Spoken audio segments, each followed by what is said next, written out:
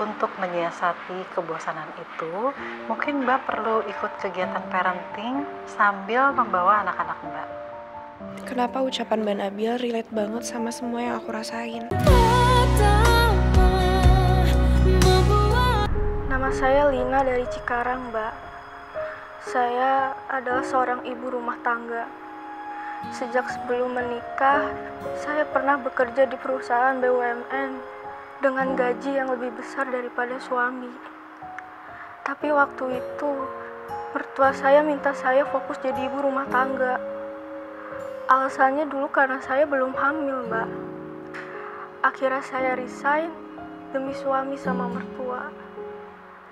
Curhatan responden ini relate banget sama masalahnya Erika. Erika curhat ke aku kalau dia mau jadi wanita karir lagi. Karena dia nggak mau hanya jadi ibu rumah tangga. Setelah itu karir suami saya makin menanjak. Saya juga punya 2 orang anak, Mbak. Soal keuangan, saya nggak pernah kekurangan. Tapi kadang ada rasa bosan juga. Saya yang dulu aktif bersosialisasi, mendadak hidup saya cuma di sekitar dapur dan kasur. Saya juga sering ngerasa insecure, Mbak. Karir suami makin sukses. Saya jadi minder karena dia juga sering ketemu sama perempuan cantik di luar sana. Teman saya bilang kalau saya salah besar sudah melepas karir saya dulu. Saya jadi down dan berpikir apa jadi RT ini sebuah pekerjaan yang gak dihargai, Mbak. Saya jadi dilema. Ada keinginan buat balik lagi kerja seperti dulu. Tapi suami saya masih gak ngedukung, Mbak. Dia bilang dia sudah penuhi semua kebutuhan saya dan anak-anak. Dia mau saya tetap jadi ibu rumah tangga. Jadi saya harus gimana? Ayo semangat Mbak Lina yang ada di Cikarang.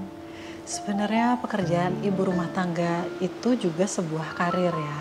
Karena gak semua perempuan bisa dapat kesempatan menjadi ibu rumah tangga. Dan gak semua perempuan bisa bertahan menjadi ibu rumah tangga. Jadi kalau sekarang Mbak masih ada di posisi sekarang nih ibu rumah tangga, Mbak adalah salah satu perempuan hebat.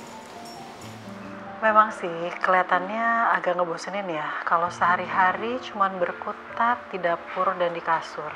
Tapi untuk menyiasati kebosanan itu, mungkin Mbak perlu ikut kegiatan parenting sambil membawa anak-anak Mbak. Kenapa ucapan Mbak Nabil relate banget sama semua yang aku rasain? Mulai sekarang sebaiknya Mbak mengubah mindset Mbak dari insecure menjadi bersyukur.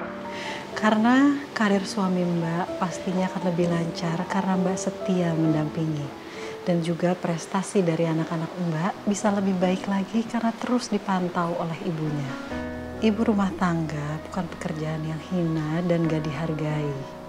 Ada banyak kebaikan di dalamnya. Dan pastinya Mbak punya banyak waktu untuk menjadi pendengar bagi suami dan juga anak-anak Mbak. Dan mulai sekarang, Mbak harus bisa lebih percaya diri. Karena sejatinya laki-laki adalah pelindung bagi istrinya. Laki-laki adalah tulang punggung keluarga.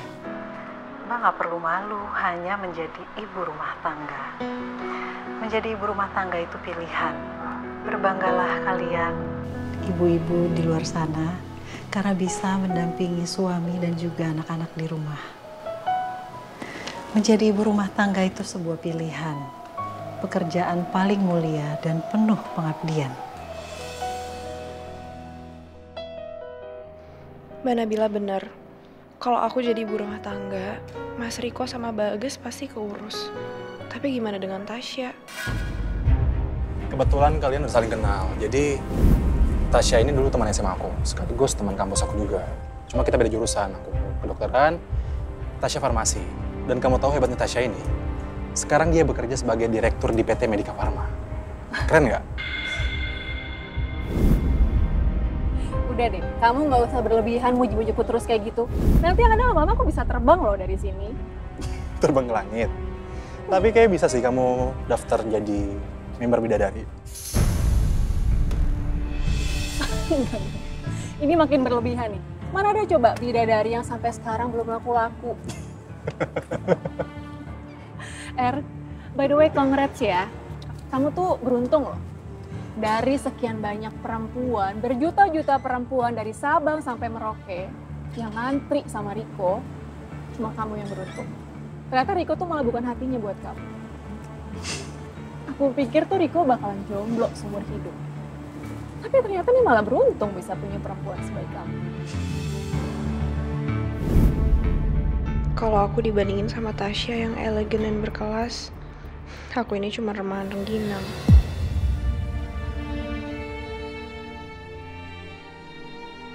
Dengan tampilan aku yang orang rumahan kayak gini, Mas Riko mungkin aja awalnya nggak ada niat untuk selingkuh di belakang aku. Tapi dia juga bukan malaikat, dan bisa aja tergoda sama perempuan cantik seperti Tasya.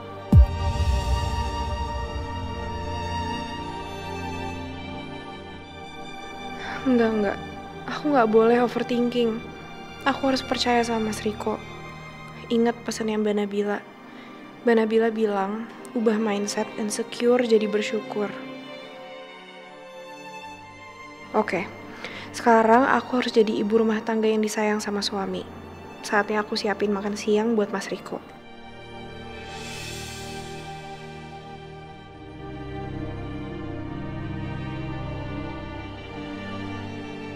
Selamat ya. Perusahaan kamu udah resmi tekan kontrak MOU dengan Rumah Sakit Sen Kamuli. Ya aku sih berharap kerja sama kita tuh bisa berjalan dengan baik dan lancar. Dan pasti kita juga bakal sering ketemu di rumah sakit. Semoga ya. Senang nggak bakalan sering ketemu sama aku? Emang aku harus jujur ya? Kalau aku bakal senang dengan pertemuan kita lagi. By the way, kamu lagi jam istirahat kan?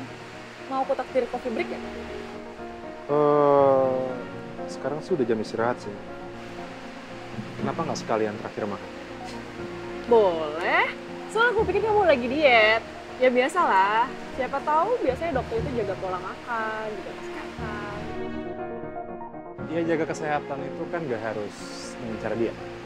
Ya. Nice. Yaudah, mobil aku aja. Biar aku yang bawa.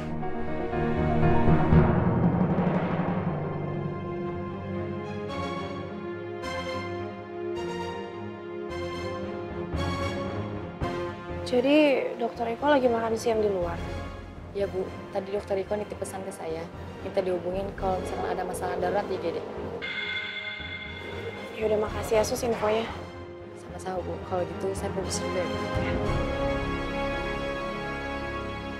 Mas Riko juga biasanya ngasih kabar dulu kalau dia mau lunch di luar. Jadi aku nggak perlu repot-repot nyiapin masakan. Atau jangan-jangan Mas Riko lunchnya bareng Tasya. Aku harus stop overthinking tentang Tasya. Mas Riko tuh sangat mencintai aku, dia nggak mungkin selingkuh sama Tasya.